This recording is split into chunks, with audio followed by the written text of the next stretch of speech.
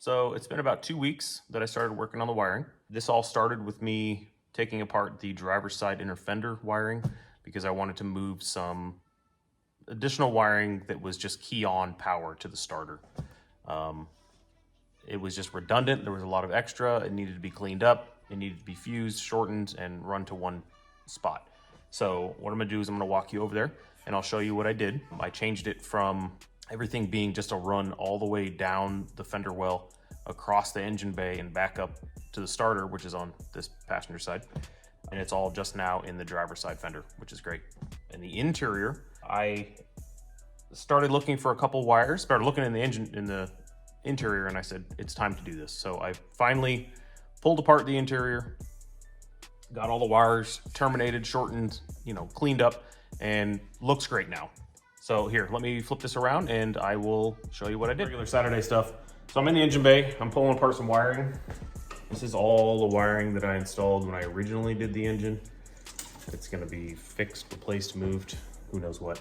But I have a power steering cooler here installed on the radiator, and it's always a pain in the ass trying to get the radiator out of the car. I really can't remove it because it has these plastic push pins. So finally, I'm going to cut it off of the radiator, and I'm gonna install it on the condenser because the condenser never leaves the car, and the power steering cooler really never leaves the car.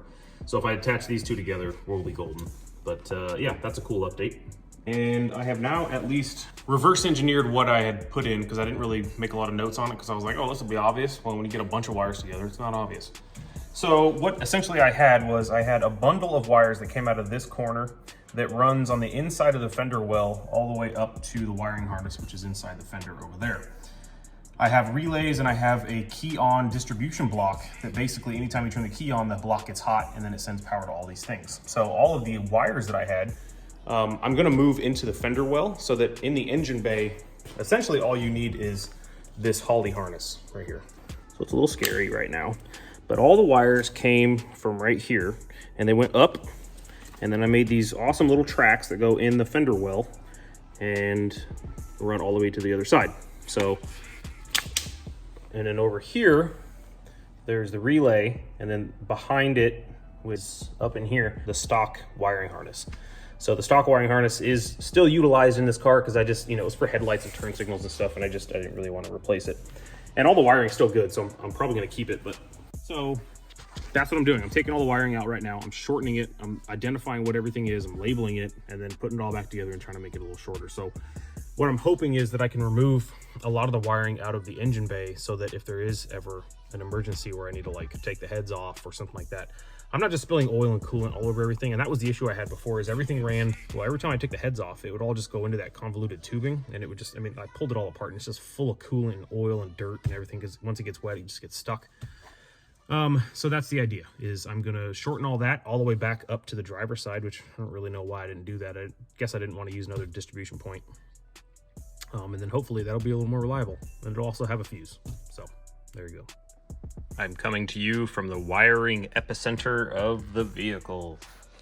I started moving one wire, just one temperature sender wire for my autometer. And then I started tracing it, and then I realized that I have never come in here and really cleaned this up, and it was just so bad. And I have I have labels on things, but they're made on tape, and they're pretty nasty at this point. So that's fine, but I have there's a Bluetooth module in here, there's speakers, there's the amp in the back, there's the AC unit wiring, all of that stuff has just been kind of piece added in. And there is taps on taps on taps on taps on Y splits on taps. And it's so ugly underneath there, and I'm gonna fix it. So this is me doing that. So I have my little labeler. I have my collection of electrical and my heat shrink and my soldering iron, and we're going after it. So there's an update. All right, so hear me out. I had a lot of superfluous wiring. I had a lot of things I didn't use anymore that were just stuff under the dash. I had a lot of things that had purposes that no longer get used. There was heater relays and, wiper relays and a bunch of old 60s shit that I just kind of spliced to make work, and then left all of the things that were there to make those things work. So what I'm doing is currently I'm labeling. So I'm just identifying what everything is. We're not gonna talk about that side yet, but this harness is good. This harness plugs into that, and I had a bunch of temporary connections on here. Well, I never really went back and said, you know, all of this stuff is working. I'm gonna make it permanent. So all of that's gonna be permanently soldered so that then there's just one point to disconnect everything. That was my door chime. So it's one step at a time. So right now, the stock harness was removed, split open, identified everything. I'm gonna put it back up into here and then solidify it, right? So we just have three things here. We have the wiper, we have the starter, and we have the lights. And then, you know, just the wiring that goes to the back of the car. There's really not a lot of wiring here. I'm using maybe like 2 fuses out of the stock wiring harness. It really should be replaced. I really should kind of just take the whole thing out and just do something else because glass fuses suck. But I'm not really ready for that. How the process, pull the Holley wiring forward, clean up all that wiring, put this stock wiring back in, see how much I can shorten it. And then once it's shortened, terminate everything permanently, solder, heat shrink, labels. And then once that's done, I can work on this sub harness. And once this sub harness is done, we can put this back in. I'm tired of this, Grandpa. That's too damn bad! I am going to, instead of running everything over to the fuse, I'm gonna run everything to one relay for the accessories. And I'm gonna put a junction box over here so I can plug in all my miscellaneous things. So like the vintage air needs accessory power, the radio, you know, a few odds and ends. And I don't wanna like daisy chain them off of one wire. I just wanna run it off one relay. So that is the next. The main harness has been put back in. I put zip ties every like maybe 6 inches just to keep it kind of tidy. So here is the Holley harness. Here is the stock Nova harness. This is gonna live right there where I made that tape. And then when you go to put in the gauges, everything just connects right there and then the gauges come out easily. All right, and here's the end. So we are 95% done taking things out, cleaning things up. I know it doesn't look great right now, but all of this stuff is wired in. This is the connector that goes to the gauges. This is the Holley wiring harness. Basically, this is the stock harness. This is the gauge harness. There's maybe like 4 or 5 wires. There's oil pressure, tack, a few other things I need to hook up that are up in there. But it's wrapped. It's stripped out. It's a heck of a lot cleaner than it was. Maybe once I get it completely done, I'll show another video before I stuff it back up in the car, but that's all the stuff that I removed. There's another pile over there of stuff I removed. Yeah, and then there's some miscellaneous Holley stuff I need to clean, but otherwise, I'm pretty happy with it. And then this is the turn on for the relay. This is the labeled as such key on signal. Yeah, and that's just AC stuff. So, little by little. Okay, so first things first, we'll start at the beginning of the car. All of this wiring here, which you can just barely see, it's all wrapped up. This is the stock wiring for the headlights and the turn signals. There was nothing wrong with it. It was never cut. It was in great shape. I kind of rocked it for a long time until I decided what I wanted to do. So it was all just kind of free and just kind of floating around. So what I did instead was I took it and I wrapped it all up. Each headlight had its own separate ground. So I had like one ground over here and I had like one ground over there or over there. And it was just, you know, it was kind of annoying to set up. So I said, all right, let's simplify this. So I tied both the grounds together. They're right there. I then wrapped everything and it all comes over one side and then it just gets attached and it goes up. So on the inside, I had probably 8 to 10 wires. Pulled all that wiring out and I said, okay, like what really needs to be in here? There's really only 3 things that need to be in there. The starter and the 2 fans. Everything else has been removed. So the other things have been run through another hole I have in the engine bay. I'll show you in a second. But the inner fender area was all wrapped up and it was all really nice looking. But I didn't have everything labeled the way I wanted. And like I said, I was cleaning everything out. So what I've done is I had 2 relays here. One was just a key on that then feeds this block. And then I have things just tied off of that. Now I still have that, and here's the horn relay, but now I have the fan relays over here. Before they were attached to the fans. So now everything just goes to here, and then I just send the signal from the relay over to the fans. So complicated, but you know, if you understand wiring, that's how it should be, and it shouldn't have been done the other way to begin with. I added a battery post here, so I can now tie directly to the battery. This is a 200 amp fuse that's gonna go right to the alternator. So that powers all the relays, and it's all fused, which is great. So this is a ground for the relays, obviously, and whatever else needs ground. I hooked up a battery charger so that I don't have to like open the hood or the trunk or anything. It's up underneath the driver's side. And this little guy comes off so you can service it with a mega fuse, pretty nice. All of these are fused as well in one spot or another. And then up in there, you got fans labeled and fuses. Okay, so the interior, I ended up pulling out that much wire.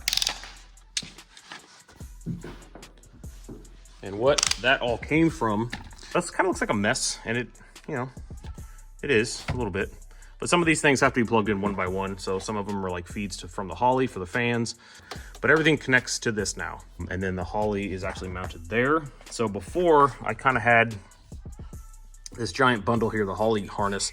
I had it run underneath because it was an addition after the fact because it was carbureted. So then when I added the fuel injection, I had a whole bunch of extra wires. Well, instead of pulling, because I have air conditioning, right? So this car was never made to have all these vents and everything up underneath here. But when I got the Holley, everything just kind of came over around the pedals, and it was a mess. You couldn't get up underneath there to do any troubleshooting or looking or anything. It was ugly. So now everything is routed so that it's not in the way of things. The windshield wiper in general was one of the, because it's just an arm that moves back and forth and it'll catch on anything. So that was fixed. And then behind here, like I said, we have the pass-through. I am utilizing some of the stock power distribution box. I took the whole thing apart and I said, okay, what does each one of these wires do and do I need it? And the ones that I don't need, I either snipped them back because I'll never use them, or there's like an extra key on accessory here if I ever need it for something. So no, there's an eye towards the future, but at the same time, it was just kind of trying to clean everything up. So that side looks much better. And I know it doesn't really look better, but it is, and things are labeled and they're heat shrinked and they're done correctly. So now let's go over to the passenger side where I have just finished, mostly finished. So there is a lot of the wiring that I pulled out of the passenger side. So the Vintage Air system that I bought was basically a universal Vintage Air. It was, the module and everything is made for the Nova, but the wiring I asked, make it long. I want to, kind of customize it the way I want to do it, because my air conditioning is pretty well hidden. The compressor is really low. All the hoses and everything go in through the fender.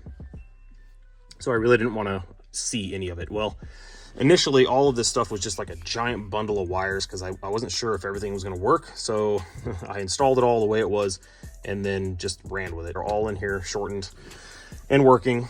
And then I added this distribution block. So this is key on. So there's a relay up in there. I don't know where it is, probably right there. There it is. So that key's on, turns on the block, and these are all fused key on accessories. So the feed goes to the battery, which there's a post right there, and it's fused. And then the actual run to the block itself is fused. So, no issues with overdoing anything, but at the same time, like I said, things are labeled, things are set up correctly.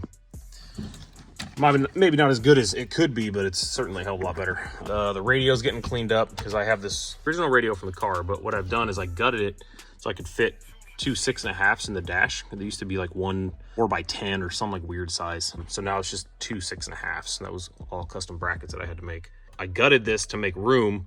It still has a light, so it still looks like, outwardly like it's a stock radio. You can still punch all these buttons and they all still like take you to different things. And then the knobs, at least this one still works. This one will change what looks to be the radio station, but this original volume knob has been gutted. And then I have a attenuator that goes to RCAs. So what I use for a radio in this car is a Bluetooth module. So the Bluetooth module, you can adjust the volume from your phone if you've ever used Bluetooth before, and that's fine. But while you're driving, it's kind of a pain, and it's nice to just have the knob. So the knob now works. So all of that needs to go back in. I was able to clean up the routing of the AC vent hoses. So they were getting pinched in some spots where they weren't even like really flowing any air. So that's fixed. So the next steps are, I'm going to finish up the little bit of wiring that I have. This is all stereo stuff, stereo wires here. All the wiring and everything's good. So I'm going to power the car on, make sure that all the clicks and snaps and boops and bops happen. And then the interior is done for now. I need to put the center console back in and rewire that with the cigarette lighter, but that's really not that big a deal. So that is 2 weeks of work. So that's the end of the wiring. I appreciate you sticking around. I know wiring's not really that exciting to watch or be a part of, but it is pretty important, obviously. The next part 3, we're gonna work on getting the transmission. It's supposed to be here in like 4 days. Once I get the transmission, I can throw it up in the car, see if anything is too different, you know, see if it all fits. And if everything's good, I'll make the cross member for it. I need to do a little more testing on the engine. I need to put my coils on it. I need to do, you know, a few more things before I say, okay, it's ready to put back in the car and fire it up. I need to get that taken care of. I bought a real steam vent kit that I need to put together, but I need to do it with the blower on, and right now it's not on there. So I need to put that on with it out of the car because it'll be a lot easier to do and install. And then I have a few little odds and ends and stuff for part 3.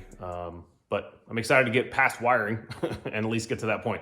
So I appreciate you watching. Thanks for subscribing if you are, and if you're not, consider it. And we'll see you in part 3. Thanks.